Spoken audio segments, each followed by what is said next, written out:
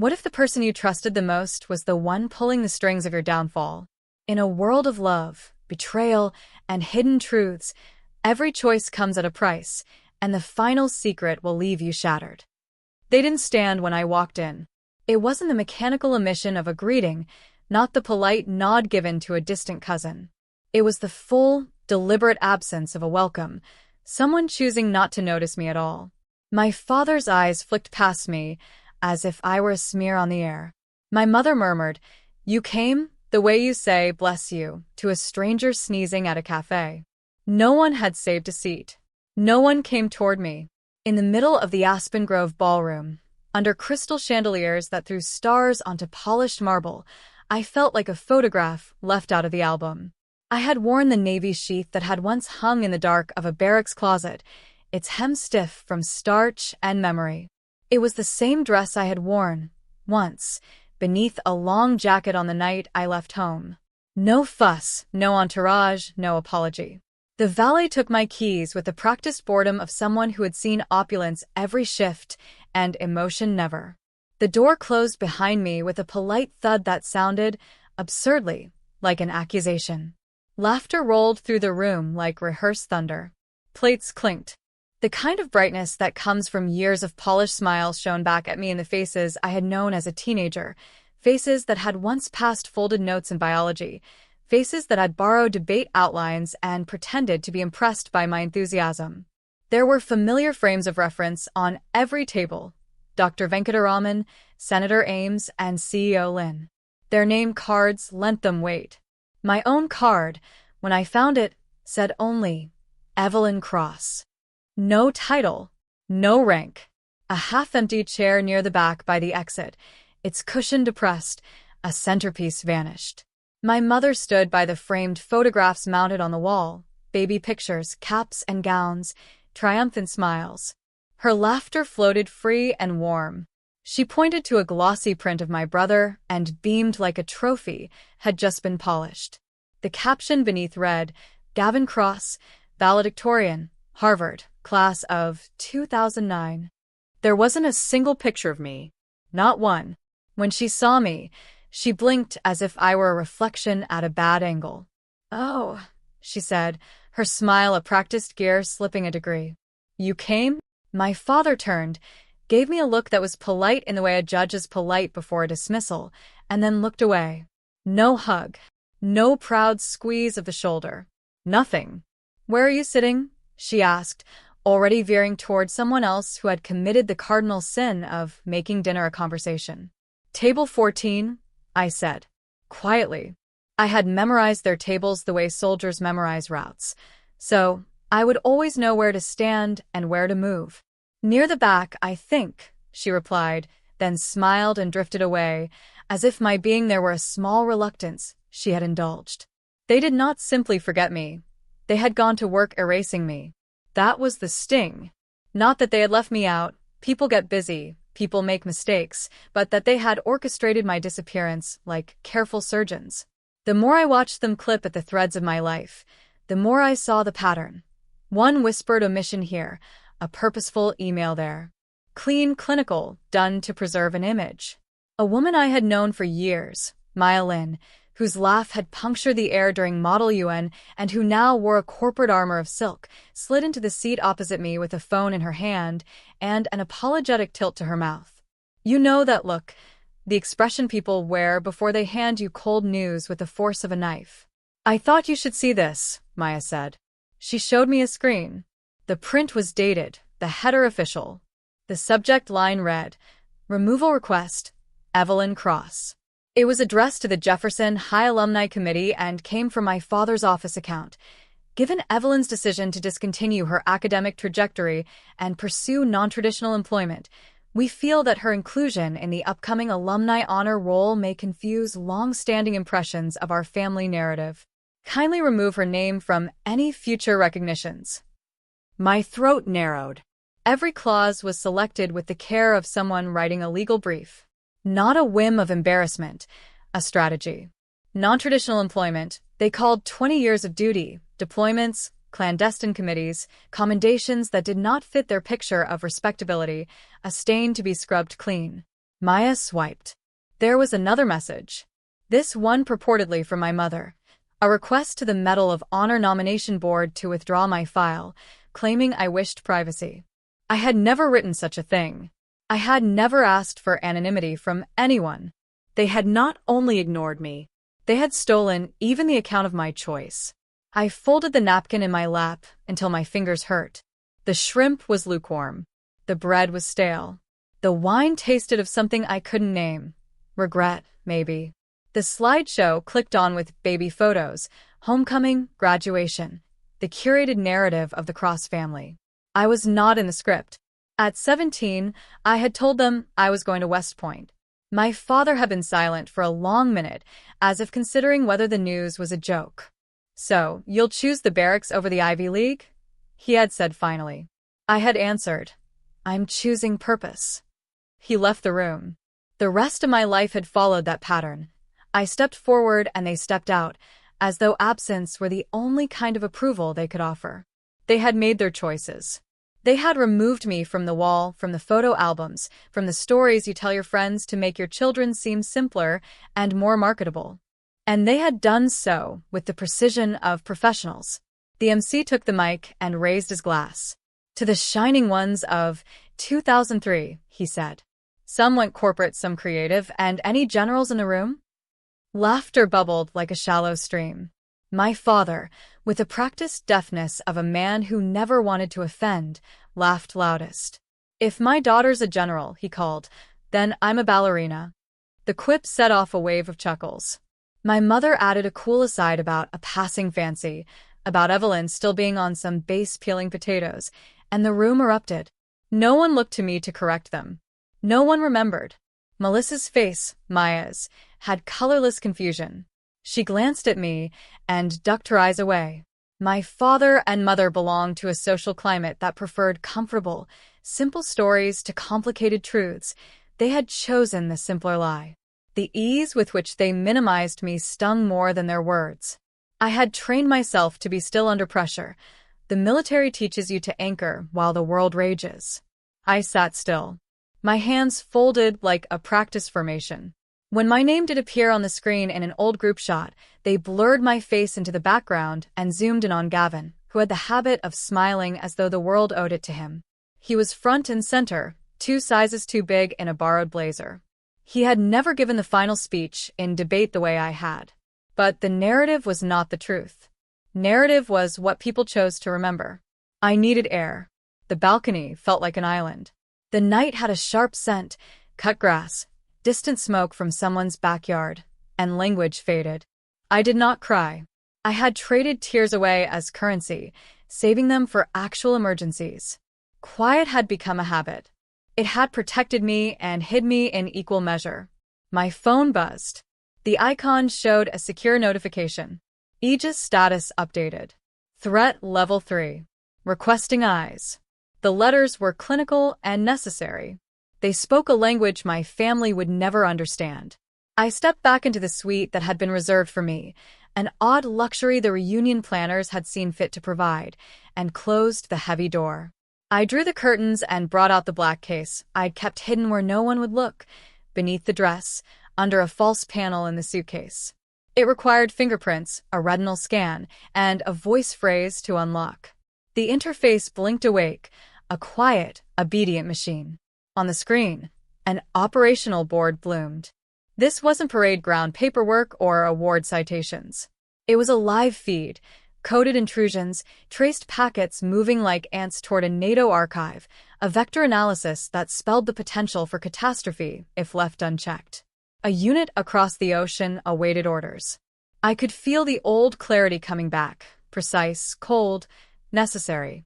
While the ballroom sang and laughed below, somewhere else the world leaned on me. I laid the dress blues on the bed. The single silver star caught the lamplight and refused to lie about what I had done. I didn't put it on. I didn't need to. The metal, if ever it existed, had a weight heavier than brass, the weight of living a life that no one else could admit they had caused. Silence had been my shield, but it had also become my prison. They had silenced me by design, and tonight I felt the problem with silence in a new way. It was consent by omission. If you didn't speak for yourself, others would rewrite the story in your absence. A message came through, voice clipped and professional. Colonel Hartley. Ma'am. Extraction window requested. Aegis escalation confirmed. Pentagon requires your presence in D.C. at 0600. I answered with the single word they had trained me to use. Confirmed. No other sentiment needed fitting into the sentence. The world still required me, even if my family did not. Back in the ballroom, the MC made another toast. Gavin wafted toward the microphone as if he'd been bred for applause. To our golden son, he said, private pride radiating outward like heat. Someone else offered a shout-out to the other Cross child, wherever she ended up, and the laughter rolled, bright and cruel. The room held its breath as if to see whether I, the absent growth in a manicured hedge, would make a scene. Then the air changed. At first, it was the tremor. The chandeliers seemed to shiver, small splinters of light dancing down like snow. Napkins fluttered. Glasses chimed against each other. The sound grew into the whump-whump of blades beating the sky. Guests' phones lifted simultaneously, rectangles of light in palms like altars to curiosity. Outside the giant windows, the lawn became a thrum of dust and whiplash as a matte-black helicopter cut the night and descended, low and absolute. Men in uniforms moved with choreography, exact, purposeful, doors bursting inward and boots striking marble so hard the sound punctured the room's polite murmur. Colonel Hartley strode in like a punctuation mark. He swept past menus and murmurs, past Senator Ames and CEO Lynn, and stopped with mechanical precision 3 feet from me. He saluted. Lieutenant General Cross, he said. His voice didn't ask for permission. Pentagon requests immediate extraction. The room went still. The sort of silence that takes the breath from a room. My mother's smile dropped away, like melted wax. My father's hand hadn't yet finished raising his glass. Gavin's face flattened as though he had been interrupted mid-practice of a smile. The MC's laughter died in his throat. Someone started toward the door, then halted. A reporter, one of those who had been invited because reunions make good local copy, approached, paper shaking in her hand. I've received an internal leak, she said. An email from the Jefferson Board. It requests the removal of Lieutenant General, she faltered, the removal of a Cross family member from the alumni wall, from 2010. A gasp moved like a current through the crowd. It was the kind of inhale that asks the question, who are we when we lose the story that binds us? I rose. I could have stayed. I could have let their ignorance be their story. Instead, I let the present tense write me back into its pages. You didn't simply reject me, I said, my voice even, measured as the cadence of commands. You tried to erase me. My mother opened her mouth and closed it. My father stepped forward, shame, trying to make an argument where none existed. He called, Evelyn, we. No, I said. You don't get to speak now. Colonel Hartley handed me the classified folder. Chopper's ready, he said. We move now. I walked past the table that had been mine in name only, past the circle of familiar faces that pretended not to recall the work I had done in the dark, because their world was easier if my accomplishments never complicated their narrative. As I passed, I felt murmurs like gusts, she's a general. Wait, that's her. Words that had been carefully curated away now thudding back into the room with the force of a thunderclap. Outside, wind seized my hair and flung it wild. The rotors beat the night into a frenzy. People pointed and filmed. Their phones turned every personal emergency into content. I climbed into the helicopter wearing everything the military had taught me about posture and reserve. The room below became a tableau, a family of strangers informal were gathered around a void they'd worked so hard to create. In Washington, the morning sun fell like a blade on the south lawn. Officials stood in neat rows. Cameras blinked mechanically. The president read a citation that spoke a truth the reunion had denied. Years of service and silence, sacrifice made, without the need for applause. When the ribbon touched my chest, I did not smile. Pride was a thing I kept for missions gone well and people saved. Recognition was merely an instrument. But as the crowd clapped, a small part of me catalogued faces. There in the third row sat my mother, with pearl earrings, perfect posture. My father stared straight ahead, lips pressed. They did not cry. They did not stand. Afterwards, at Jefferson High's newly reopened Hall of Legacy, my name sat where it should, a cool bronze plaque with 3 simple lines.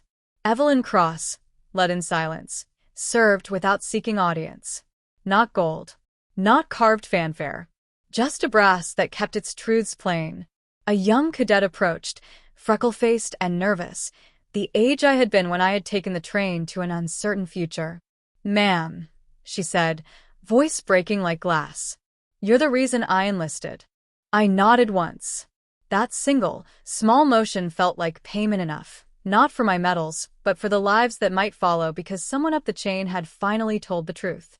I didn't know if my parents had come to see the plaque. It no longer mattered.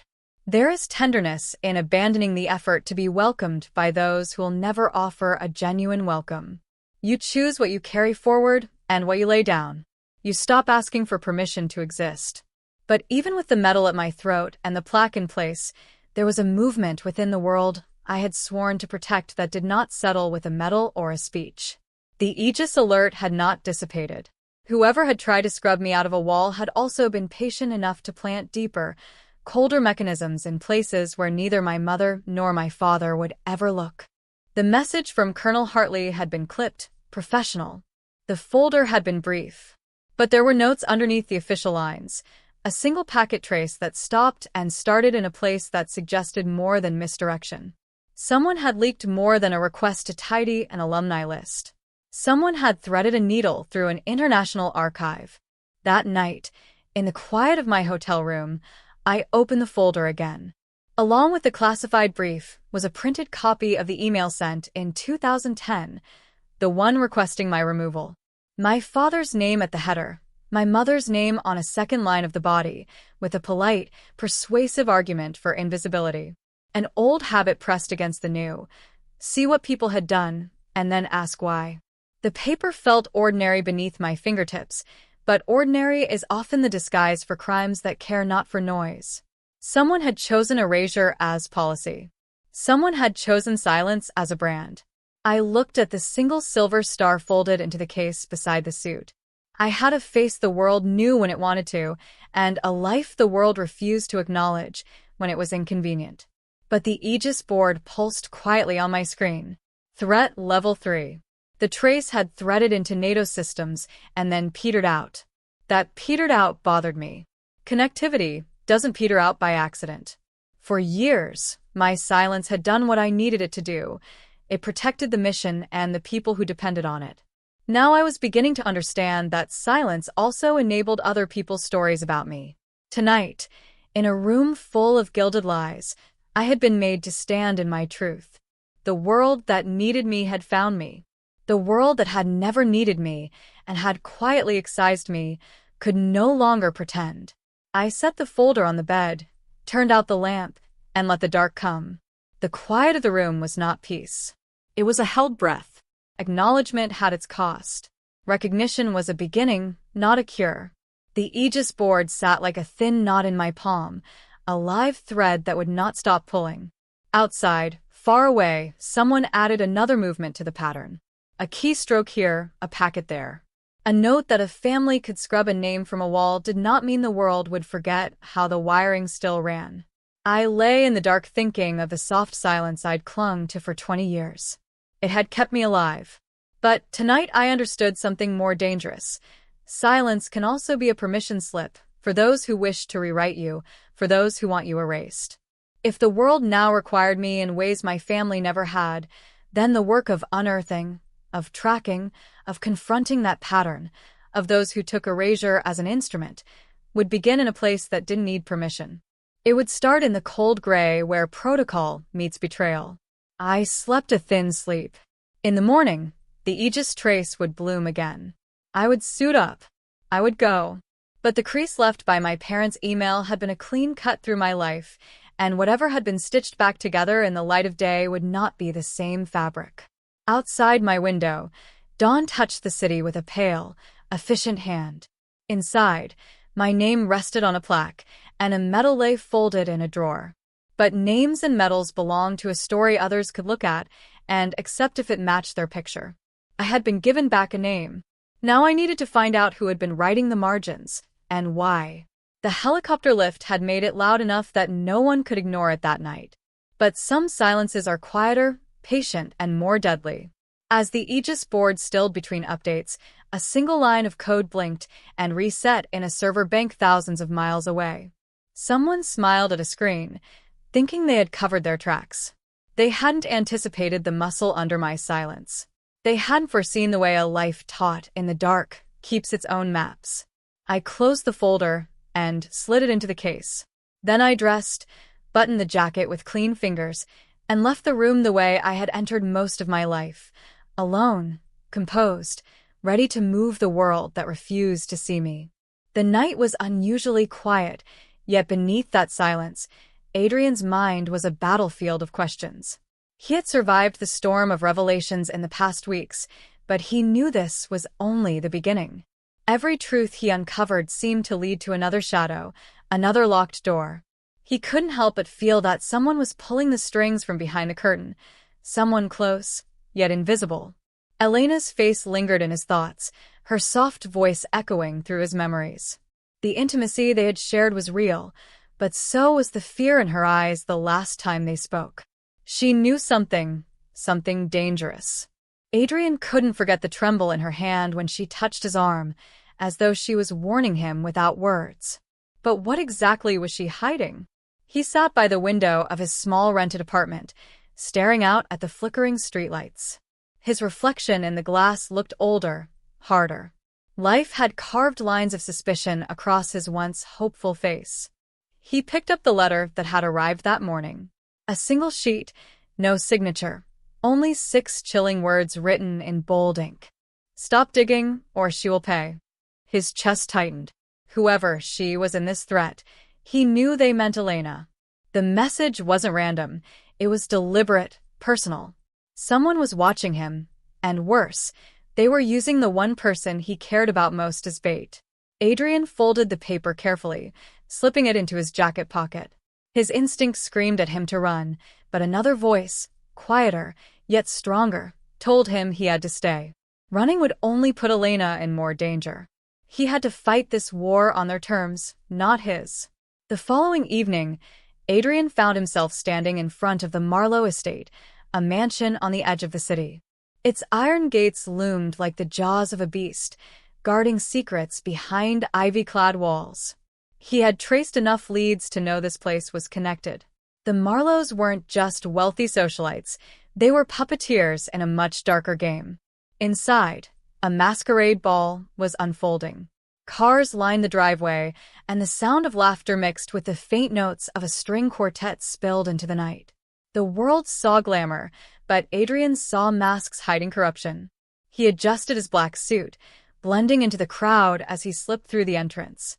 His heart pounded, not from fear of discovery, but from anticipation. He knew someone in this house had answers. The ballroom shimmered with chandeliers and gold accents, women in elegant gowns and men in tailored suits swirling in a dance of decadence. Adrian's eyes scanned every face, searching for one in particular. Victor Marlowe, the patriarch rumored to be at the center of the empire he was untangling. Instead, his gaze froze when he saw Elena. She was dressed in a deep crimson gown, her hair swept into soft waves, her mask glittering under the lights. She looked breathtaking, yet her smile was fragile, forced. Adrian's chest tightened with a mixture of longing and dread. What was she doing here, with them? He moved closer, weaving through the crowd, but before he reached her, a hand gripped his arm. "Enjoying the party?" a voice drawled. Adrian turned to see a man with sharp eyes behind a silver mask. His grip was firm, his smile too polished. "First time at the Marlowes, isn't it?" the man continued. "Word of advice, don't stare too long at what doesn't belong to you." Adrian forced a calm smile. "Just appreciating the view." The man's gaze flicked to Elena, then back to Adrian, his smirk widening as though he had uncovered a secret. Without another word, he melted back into the crowd, leaving Adrian with a racing pulse. Who was he? An enemy? A messenger? Or something worse? Adrian finally caught Elena alone near the grand staircase. Her smile faltered the moment she saw him. "You shouldn't be here," she whispered sharply, her eyes darting around. "I could say the same for you," Adrian murmured. "Elena, what's going on? Why are you with them?" Her lips parted, but before she could answer, Victor Marlowe himself descended the stairs. His presence silenced the room. Tall, commanding, his salt and pepper hair and tailored suit radiated authority. His eyes swept across the ballroom like a king surveying his court. When they landed briefly on Elena, then on Adrian, a flicker of recognition passed, too quick for anyone else to notice. Adrian's stomach dropped. Did Marlowe know who he was? "Ladies and gentlemen," Victor's voice boomed, smooth yet sharp. "Tonight we celebrate not just tradition, but the future." The crowd applauded. Adrian clapped faintly, though his gaze never left Elena. She avoided his eyes, her fingers gripping the railing as if it were the only thing keeping her standing. After the speech, Adrian slipped out onto the balcony, desperate for air. A moment later, Elena followed. "Adrian," she hissed, her voice trembling, "you need to leave before it's too late." "I can't," he said firmly. "Not until I know the truth." "Why are you here, Elena? What do they have on you?" Her eyes glistened with unshed tears. "You don't understand. They're not just powerful, they're untouchable. If you keep pushing, they'll destroy you. And me." "Then let me protect you," Adrian urged. "Tell me what you know."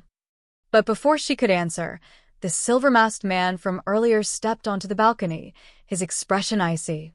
"Romantic, isn't it?" he sneered. "But I'm afraid your little reunion is over." Two other men appeared behind him, blocking the exit.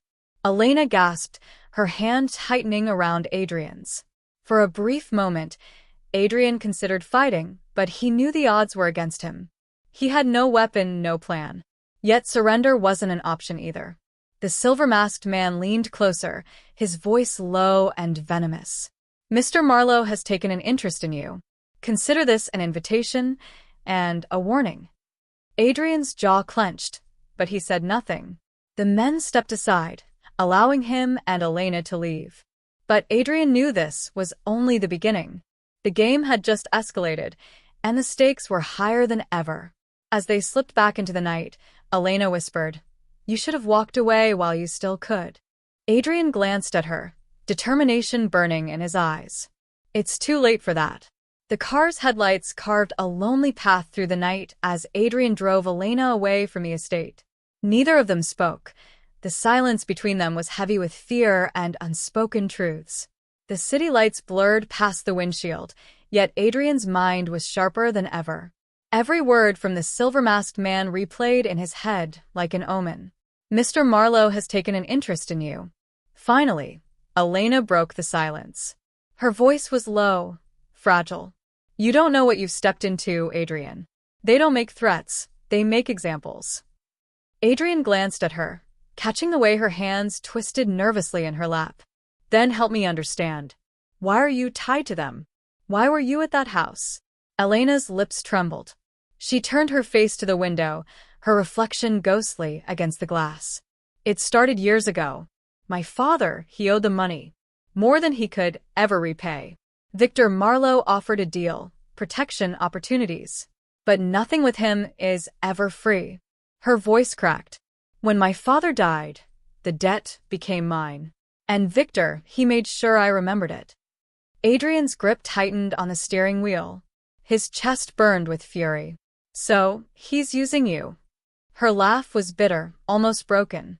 "Using me? Adrian owns me. Every step I take, every breath I draw, it's under his shadow. That's why I begged you to walk away. Once Marlowe marks someone, there's no escape." Adrian pulled the car to the side of the road and turned to face her. "Listen to me. You're not his property. You're not anyone's property. I don't care how powerful he is. I'm not leaving you in his hands." Elena's eyes met his, glistening with fear and something else, hope, buried so deep she barely recognized it. "You don't know him, Adrian. He's not just a man. He's a force. Everyone in the city either fears him or works for him. And those who don't," her voice faltered. Don't survive long. Adrian leaned closer, his voice steady. Then we'll be the exception. Later that night, they reached Adrian's apartment. The walls felt closer than ever, the shadows heavier. Elena paced restlessly, her gown still clinging to her as if she hadn't escaped the Marlowes at all. Adrian brewed coffee, more for the ritual of calm than the taste. When he returned, she was staring at the folded letter he had left on the table, the threat from earlier. Her fingers trembled as she picked it up. "Where did you get this?" she whispered. "It came this morning," Adrian replied. No signature. Just those words. Her face paled. Then they know. They know about us. Adrian placed the mugs down and caught her shoulders. "Elena, look at me. We'll figure this out. But I need everything. Every detail you've been holding back." For a long moment, she hesitated. Then, as though a dam broke inside her, the words poured out. "There's more than just money, Adrian. The Marlowes run something bigger, a network. Smuggling, laundering, politics, everything tied together. And Victor has files, documents, evidence, and leverage on everyone he deals with. That's how he stays untouchable. I was forced to help organize those files once. I've seen what's inside." Adrian's pulse quickened. "Do you remember any of it? Names? Accounts?" "Yes," she whispered. "But saying them aloud, it's a death sentence." "Not if we're smart," Adrian countered. "If we can get to those files, we can expose him. End this." Elena shook her head violently. "No, you don't understand. That's exactly what he wants. He baits people with the illusion of a chance, but anyone who gets close, they disappear. The files aren't just protection. They're a trap." Adrian fell silent. Her words made sense, yet the fire inside him refused to cool. Maybe it was reckless, maybe suicidal, but he couldn't shake the feeling that the key to everything lay in those files. The next morning, Adrian woke to find Elena asleep on the couch, exhaustion etched across her delicate features. He watched her for a moment, guilt and longing gnawing at him. She deserved peace, safety, things he couldn't promise yet. A sharp knock on the door shattered the fragile calm. Adrian stiffened. He reached for the small knife hidden in his drawer and moved silently toward the door. "Who is it?" he called. A pause. Then a familiar voice. "Detective Rowan." "Open up, Adrian. We need to talk." Adrian hesitated, then unlocked the door. Detective Rowan stepped inside, trench coat damp from the drizzle outside. His eyes flicked immediately to Elena, then back to Adrian with a raised brow.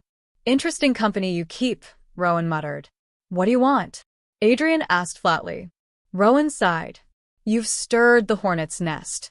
Word is, Victor Marlow's people had their eyes on you last night. That's not a game you can win." "I'm not playing a game," Adrian shot back. "I'm trying to save her." Rowan studied him for a long moment, then leaned in. "Off the record, Adrian, I admire your guts. But officially, I can't protect you. Not against Marlowe. If you cross him, you're on your own." Elena stirred, her voice weak but firm. "Then why are you here, detective?" Rowan's gaze softened slightly. "Because I don't want to read about your bodies in tomorrow's paper." He pulled an envelope from his coat and placed it on the table. "This is all I could risk bringing you. A location. Don't ask me how I got it. Don't tell anyone you have it. But if you're stupid enough to go after Marlowe, that's where you'll find your first real clue." Adrian opened the envelope. Inside was a small note with an address scrawled in haste. "A warehouse by the docks." Rowan's eyes hardened. "But listen to me. Once you step into that world, there's no stepping back. You either take him down completely, or you don't live long enough to regret it." With that, the detective turned and left, the echo of his warning lingering in the apartment. That evening, Adrian and Elena stood outside the warehouse. The salty air from the sea mixed with the metallic tang of rust. The building loomed over them, windows boarded, the entrance chained but loosely. Elena clutched his arm. "Adrian, please. What if this is a trap?" "It probably is," he admitted. "But if Rowan risked giving me this, it's worth it." They slipped inside, flashlights cutting through the darkness. Dust clung to every surface, and the floor creaked beneath their steps. For a while, there was nothing, just silence and the hum of distant waves. Then they found it. A locked metal cabinet, tucked in the far corner, half hidden under a torn tarp. Adrian's pulse raced as he knelt to inspect it. The lock was heavy, industrial, but not unbreakable. With enough force, he could pry it open. Elena's breath quickened. Adrian, don't. If those are the files, we're crossing a line we can't uncross. He looked up at her, his eyes burning with resolve. We crossed that line the moment they threatened you. He raised the crowbar he had brought, slamming it against the lock. The clang echoed through the warehouse like a gunshot.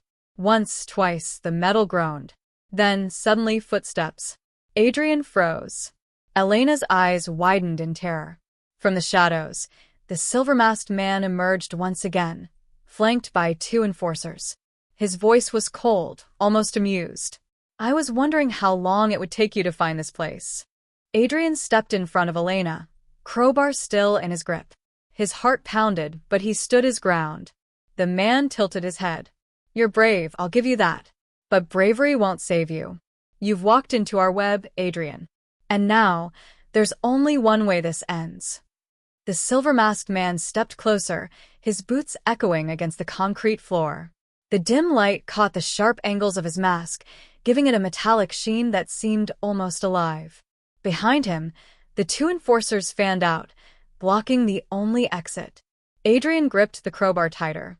His body tensed, instinct screaming at him to strike, but his mind urged patience. He had to think, not just react. The masked man's voice slithered through the shadows. You've made quite an impression, Adrian. Not many stand in this place and live long enough to hear me speak twice. Adrian swallowed hard, but forced his tone steady. Why keep me alive then? Why not finish it the first time? The man chuckled low. Because Victor Marlowe is curious about you. He doesn't waste curiosity often. He wants to see how far you're willing to go, what you'll risk for her. His eyes flicked toward Elena, who flinched, her breath shallow. Adrian took a step forward, shielding her. If this is about her debt, it ends now. Whatever she owes, I'll settle it. The masked man tilted his head, as if studying a strange specimen. You think this is about money? His laughter echoed, sharp and cruel. Victor doesn't care about dollars. He cares about control. And Elena, she's more valuable than you realize. Adrian's grip on the crowbar tightened. You're not taking her. For a moment, silence hung between them, heavy, suffocating. Then the man raised his hand, and one of the enforcers stepped forward, pulling a gun. Let's test your loyalty, the masked man said smoothly. Put down the crowbar, Adrian. Step aside. If you do, she comes with us and you live. Defy me and you both die here. Elena's eyes widened in horror. Adrian, don't. But Adrian didn't move. His jaw clenched, his heart hammering. If you want her, you'll have to go through me. The masked man sighed, almost disappointed. So predictable. The enforcer raised the gun, and that's when the warehouse exploded into chaos. A blinding flash lit the room as the back door burst open. Smoke grenades hissed, filling the air with a choking haze. Shouts rang out, footsteps pounding. Figures in tactical gear swarmed inside, weapons raised. Down. Get down, a voice barked. The enforcer spun, firing wildly. Bullets ricocheted off metal beams. Adrian pulled Elena to the floor, shielding her with his body as sparks rained around them. The masked man vanished into the smoke, his voice cutting through the confusion. This isn't over, Adrian. She was ours long before you arrived. Then he was gone. Within minutes, the tactical team had subdued the enforcers, dragging them to the ground in zip ties. The smoke cleared, revealing their leader, a tall man with graying hair, a hardened face marked by years of battle. Adrian recognized him instantly. Colonel Everett? The man's eyes narrowed. You're a hard man to track down, Adrian. You and the lady need to come with us, now. They were rushed into an armored van. The doors slammed shut, cutting off the salty air of the docks. Inside, the hum of the engine mingled with the heavy silence between them. Elena's hands trembled as she clutched Adrian's arm. Who are they? she whispered. Military intelligence, Adrian murmured, still stunned. He turned to Everett. What the hell's going on? Why were they after us? Why now?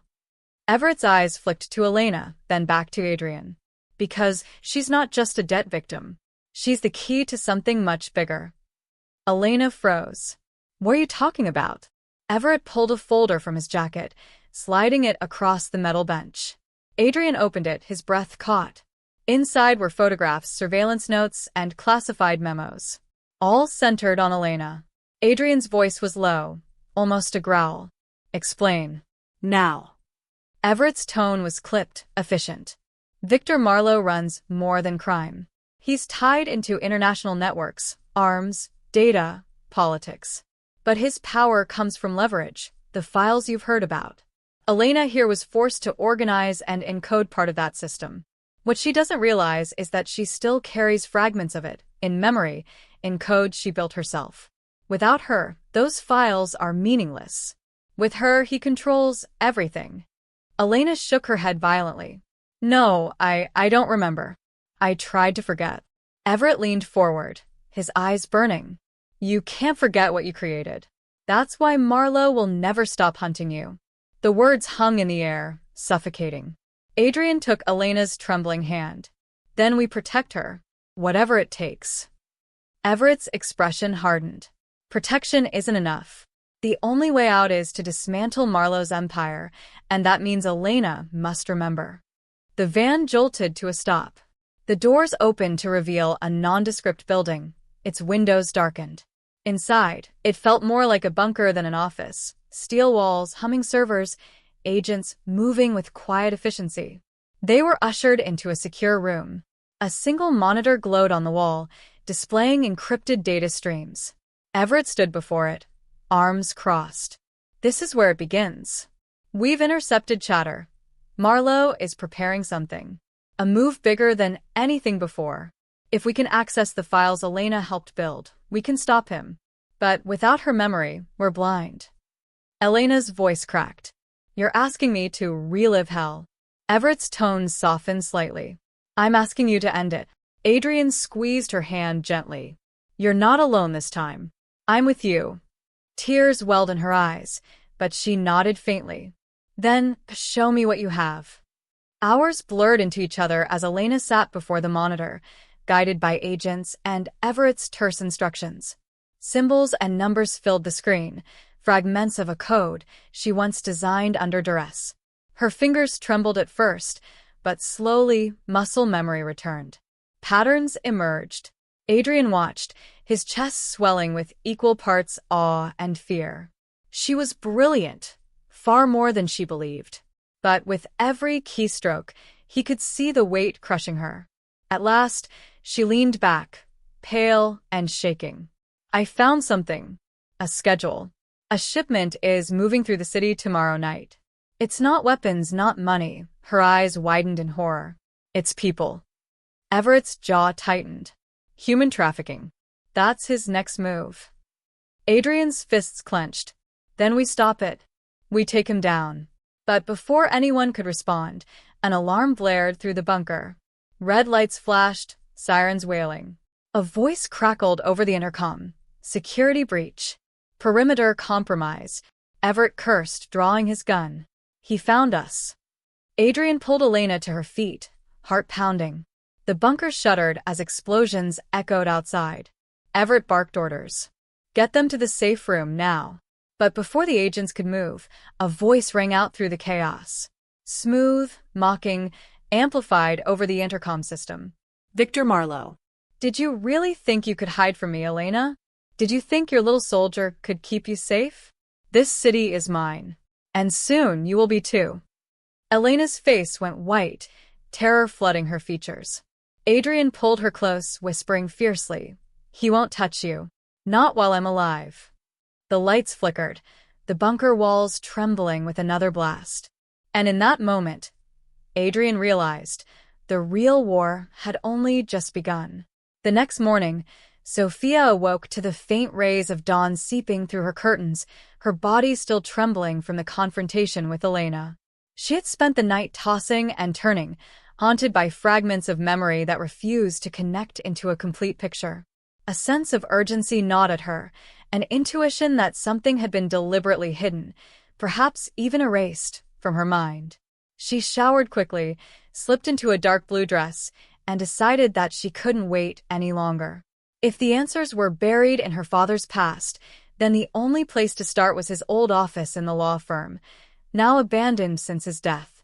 When she arrived at the building, the air inside carried a heavy stillness. Dust motes danced in the shafts of light piercing through the blinds, and every creak of the floorboards echoed like a whisper from the past.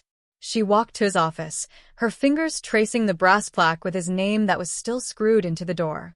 Pushing it open, she inhaled deeply. The scent of aged leather and paper still lingered. His shelves were stacked with files, law books, and unopened boxes. She began searching, methodically, frantically, until her eyes caught on a locked drawer in his mahogany desk. Her heart pounded. With trembling hands, she searched the drawers for a key, but found none. Instead, she reached into her bag, pulling out a small set of lockpicks she had taken from Marcus's toolkit. It felt absurd, even reckless, but desperation overruled hesitation. Within minutes, the lock gave way with a soft click. Inside, neatly stacked folders bore unfamiliar names and case numbers. She opened one at random and froze. It contained newspaper clippings, photographs, and letters connected to a man she had never heard of. A man who, according to the records, had vanished under mysterious circumstances years ago. Each folder was similar, names of clients, but the cases were never filed in any court. Instead, they were marked with strange codes, handwritten notes in the margins, and one word that appeared over and over: collateral. Her stomach turned. Suddenly, a sound behind her, the faintest shuffle of footsteps. She spun around, her pulse spiking, but the office appeared empty. The silence was almost mocking. Then her phone buzzed. A message from an unknown number. "You're digging too deep. Leave before it's too late." Her hands trembled as she clutched the phone. Whoever it was knew exactly where she was. She gathered a few folders, shoving them into her bag, and rushed out of the building. The streets outside felt different, as though unseen eyes followed her every move. By the time she reached her apartment, dusk was falling. She locked the door, closed the blinds, and sat cross-legged on the floor with the files spread out in front of her. Names, faces, and cryptic notes stared back at her. As she paged through them, her thoughts drifted back to her mother. Could Elena have known about this? Was her father not the man she believed him to be? Or was he forced into something much larger, something dangerous? Her phone buzzed again. Another message. This time, a picture. It was her, taken from across the street earlier that day as she entered her father's office. Her chest tightened, a wave of panic surging through her. Whoever was behind this wasn't just watching, they were close. Very close. At that moment, a knock echoed at her door. 3 slow, deliberate knocks. Sophia froze. Her mind raced. Was it Marcus, Elena, or the faceless figure who had been shadowing her steps? She inched toward the door, her heart hammering against her ribs, every instinct screaming not to open it. "Who's there?" she called, her voice shaking. Silence. Then another knock. Louder. Heavier. Her hand hovered over the lock, torn between the fear of the unknown and the desperate need for answers. When she finally dared to look through the peephole, her breath caught in her throat. It wasn't Marcus. It wasn't Elena. It was a man she had never seen before, tall, broad-shouldered, his face shadowed beneath the brim of a hat. He didn't move. He just stood there, waiting, as if he knew she was watching. And then, slowly, he raised his head, revealing a scar across his cheek, and a cold smile that made her blood run cold. Sophia stumbled back from the door, her heartbeat rattling in her ears like the ticking of a bomb. The man outside didn't knock again. He just stood there, an unmoving shadow on the threshold, as if his very presence was a warning. She pressed her hand against her mouth to stifle her breathing. Should she call Marcus? The police? Her mother? None of them seemed safe anymore. Even Elena, despite being family, had revealed more secrets than comfort. The silence stretched. Then, as suddenly as he had come, the man turned and walked away, his footsteps slow, deliberate, echoing down the hallway until they faded into nothing. Sophia dared not move for several minutes, her body rigid with fear. When she finally found the strength to unbolt the door and glance outside, the hallway was empty. Only a faint trace of cigarette smoke lingered in the air. Her phone buzzed again. Another message. "We'll meet soon. Don't run." The words felt less like a threat and more like a promise. She locked the door again, every nerve on edge. Sleep was impossible, but exhaustion finally forced her onto the couch. When she closed her eyes, fragments of memory collided with images from the files she had uncovered. Her father's stern face, Elena's warning, Marcus's protective grip, the scarred man's smile. By morning, her resolve had hardened. If the truth had been buried, then she needed to dig deeper, even if it meant walking straight into danger.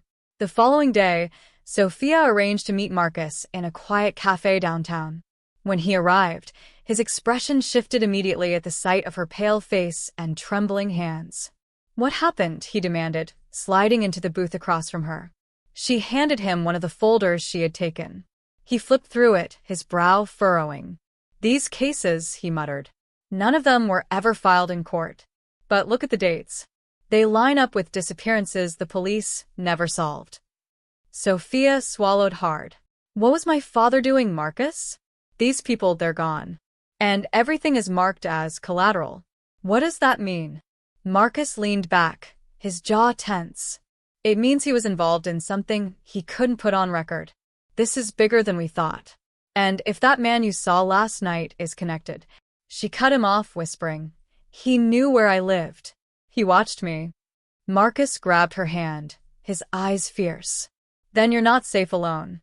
Stay with me for now. Please." Despite her instinct to keep fighting on her own, the desperation in his voice broke through her defenses. She nodded. Later that evening, at Marcus's apartment, Sophia spread the folders across his dining table. They worked in silence, piecing together names, dates, and coded notes. Slowly, a pattern began to emerge. Each folder was tied to a single case her father had worked on publicly, but the hidden documents told a different story. Evidence tampered with. Witnesses silenced. Outcomes manipulated. And always, at the center of it all, a mysterious client identified only by the initials AR. "Who is AR?" Sophia whispered, tracing the letters with her fingertip. Marcus frowned. "Whoever it is, they had control over your father. Look, these signatures, these transactions. He wasn't doing this willingly. He was being handled." Her mind reeled. Had her father been a victim all along? Or had he played both sides? Before she could answer her own thoughts, a sharp crash shattered the silence. The window. Glass rained down as a brick flew into the room, landing squarely on the table. Papers scattered, fluttering to the floor. Sophia's scream caught in her throat as Marcus pulled her back, shielding her with his body. Pinned to the brick was a note, scrawled in jagged handwriting. "Stop digging, or you'll join him." Her knees buckled. Join him. The words rang in her ears like a death knell. Did it mean her father? Or someone else entirely? Marcus scanned the street below but saw no one. Whoever had thrown the brick had vanished into the night. Sophia's chest heaved, a mix of fear and fury rising within her. She clutched Marcus's arm, her voice breaking. "They're not just warning us. They're watching every step. They're playing with us." Marcus's expression hardened. "Then it's time we stop reacting and start taking control. We'll find AR, Sophia. We'll expose this, no matter what it costs." But even as he said it, Sophia felt the shadow of doubt creep into her heart. Every step forward seemed to pull her deeper into a labyrinth of secrets, one she wasn't sure she could ever escape. And in the silence that followed, she realized the most terrifying truth of all. This wasn't just about her father anymore. Now it was about her. The city felt colder that night, as if the very air conspired to press Sophia into silence. From Marcus's window, Neon lights flickered against the glass shards still scattered across the floor, sharp remnants of the warning they had received. The files lay half-hidden beneath a blanket, as though covering them could keep their truth from tearing open the fragile safety she clung to. Marcus was pacing, his jaw tight, his body restless with energy he didn't know how to use. Sophia watched him from the couch, her heart heavy. Part of her wanted to break the silence, to ask him if he really believed they stood a chance against whoever was behind all of this. But another part of her, the part that remembered the scarred man at her door, told her that speaking aloud might only make the nightmare more real. Finally, Marcus stopped. "We can't stay here," he said, his voice low, clipped. "They know where I live. They know where you live. The longer we sit still, the easier we make it for them." "Then where do we go?" Sophia whispered, though her voice carried a tremor of defiance. He hesitated. "There's someone I trust. An old friend. He owes me. He can help us disappear for a while, long enough to figure out who AR is and why your father got trapped in this." Sophia's pulse quickened. The idea of running, of vanishing into some hidden corner of the world, felt both terrifying and strangely liberating. "Do you think we'll ever come back?" Marcus turned, his eyes locking with hers. There was something raw in his gaze, something unspoken. "Not unless we win." The words struck her like a vow. They packed in silence, careful to take only what mattered. The files, their phones, a few changes of clothes. Every moment was shadowed by the fear that eyes followed them from unseen corners, that footsteps echoed just a little too close behind.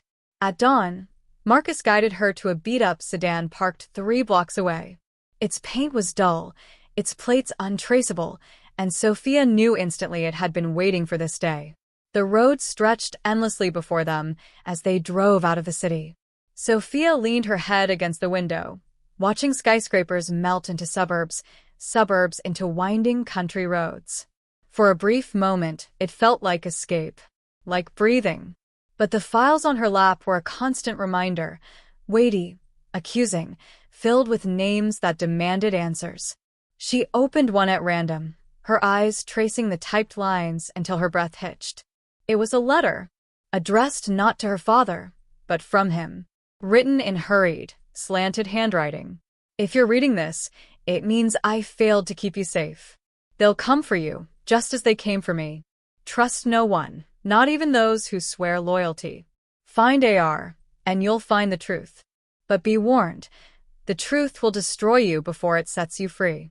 Her hands shook as she passed the letter to Marcus. His eyes darkened as he read, the tension in his jaw tightening with every word. "He knew," Marcus muttered. "He knew they'd come after you." A chill washed over her. Then why didn't he tell me when he was alive? Why bury everything in files and codes instead of warning me face to face? "Because maybe he couldn't," Marcus said. "Maybe he was being watched every second." They reached a secluded cabin deep in the woods by nightfall. Marcus's friend, a rugged man named Victor, greeted them without question. His handshake was firm, his eyes sharp, but he said nothing about the extra set of tires that had trailed their car for miles before peeling off into the dark. Inside, the cabin smelled of pine and smoke. It was quiet, isolated, the kind of place where secrets could be spoken without fear of walls listening. That night, Sophia and Marcus sat by the fire. The files spread across the floor once again. Flames flickered against their tired faces, shadows playing over their eyes. Sophia stared at the initials, ER, written again and again in the margins of the documents. "Whoever this is, they controlled my father, destroyed his cases, and now they're hunting us." "But why?" "What's the connection to me?" Marcus studied her, his voice low. "Maybe because you're the only one left who can expose them. You have his name, his blood, and now his secrets." Her throat tightened. "So, I'm not just a target. I'm leveraging." Marcus leaned closer, his hand brushing hers. The firelight softened the hard lines of his face, revealing the vulnerability beneath. "Sophia, whatever this is, you're not alone. I'll fight with you. I'll protect you, even if it kills me."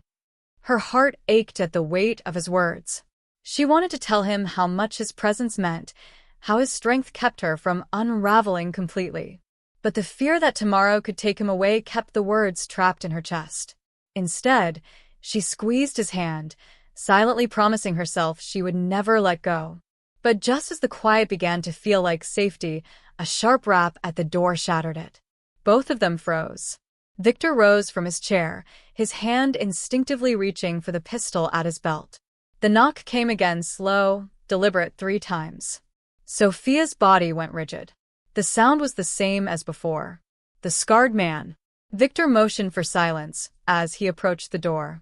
But before he could reach it, an envelope slid under the crack and landed on the wooden floor. No footsteps. No retreating shadow. Whoever had delivered it was gone without a trace. Marcus picked up the envelope, his hands tense.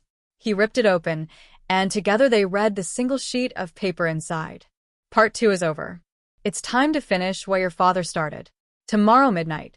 The address is written below. Come alone, Sophia, or Marcus dies first. The address was scrawled in black ink. A warehouse on the outskirts of the city. The flames in the fireplace crackled, the only sound in the room as Sophia's world tilted on its axis. The enemy wasn't hiding anymore. They wanted her, and they had set the stage for the final act. She looked at Marcus, fear and determination warring in her chest. This ends tomorrow. And in her heart, she knew whatever truth awaited her at that warehouse would shatter everything she thought she knew about love, loyalty, and blood. The warehouse loomed like a carcass of rust and shadow, its broken windows catching the moonlight like jagged teeth. The address scribbled on the envelope had led Sophia and Marcus here, but every step closer carried the weight of inevitability. Victor had argued against it. It's a trap, he'd warned. But Sophia knew traps were sometimes the only paths to answers. She couldn't run forever, not when her father's ghost whispered through every line of those files, not when her name had become a pawn in someone else's game. Marcus tightened his grip on her hand as they stood before the rusted doors. "We don't go in blind," he said. His voice was steady, but she could feel the thrum of his pulse in his palm. She nodded, her other hand resting against the cold metal. "No. We go in ready." Together, they pushed. The air inside smelled of oil and damp concrete. The echo of their footsteps bounced off hollow walls, the silence broken only by the distant drip of water. A single light hung from the ceiling, swinging slightly as though disturbed moments before. And beneath it, a chair. A man sat bound, his head bowed, his face obscured by shadows. Sophia's heart lurched. She stepped forward, fear and recognition pulling her in 2 directions. The man raised his head. Her breath caught. It wasn't her father, but it was someone who carried his features. Older, gaunt eyes that looked too much like her own. "Hello, Sophia."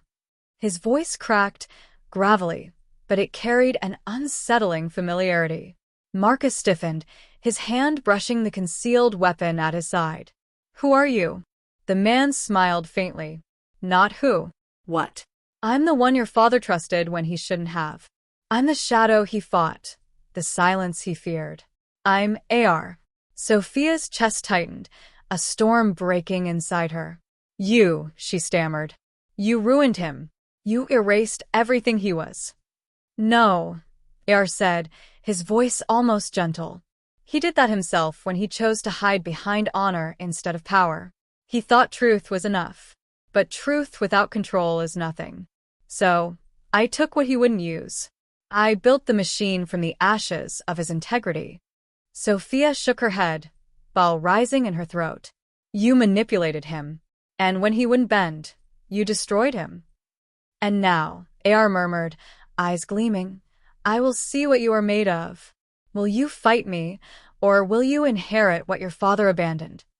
A gun clicked behind them. Sophia and Marcus turned. Victor stood in the doorway, weapon leveled at Marcus's chest. For a heartbeat, time froze. "Victor?" Marcus's voice cracked with betrayal. "What the hell are you doing?" Victor's face was unreadable, his eyes cold. "Keeping my word. Yar promised me a seat at the table if I delivered her here." You were just collateral. Sophia's knees weakened, but fury steadied her spine. You'd sell me out? After everything? Victor shrugged. It's survival. The world doesn't reward loyalty. It rewards power. Your father learned that too late. Her hands curled into fists. You're wrong. He didn't bow to men like you. And neither will I. The room erupted in chaos. Marcus lunged, knocking Victor's aim wide. The gunshot cracked, ricocheting off metal beams. Sophia grabbed the files from her bag, scattering them across the floor like a storm of truth. Pages fluttered, names, dates, signatures, evidence AR had spent decades burying. For the first time, AR's composure cracked. His eyes widened as the light above swayed, illuminating his face more fully. The resemblance to her father was undeniable. A half-brother? A twin? The truth hung unsaid, cruel and heavy. Marcus and Victor grappled, fists and elbows colliding.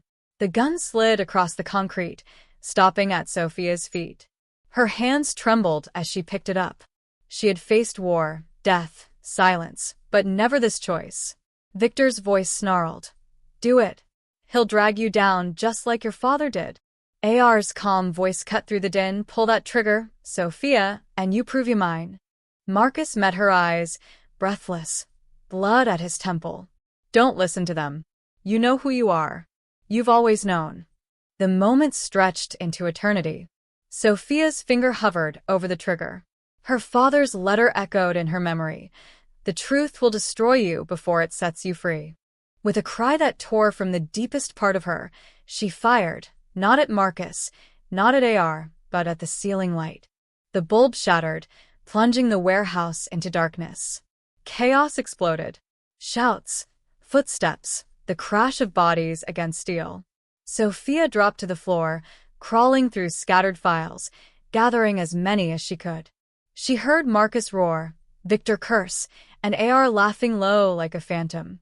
Then, silence. A silence heavier than any scream. When the dust cleared, the warehouse was empty save for her and Marcus. Victor was gone. Yar was gone. Only the files remained, bloodied, torn, but still legible. Marcus staggered to her side, pressing a hand to his wound. You didn't kill him. No, Sophia said, her voice shaking but firm. Killing him would have made me part of his story. I'll end this by telling the truth. By making sure the world hears what they tried to erase. She looked at the files clutched to her chest. They were heavier than steel, heavier than grief, but they were also her weapon. Marcus smiled faintly through the pain. That's who you are. That's why He stopped, swallowing his words, but she saw them in his eyes. Love. The sun was rising as they left the warehouse behind, its broken windows bleeding light. Sophia didn't know what battles lay ahead, or how many more shadows AR controlled. But she knew one thing with absolute certainty. Her father's legacy would no longer be silence. And as long as she drew breath, neither would hers.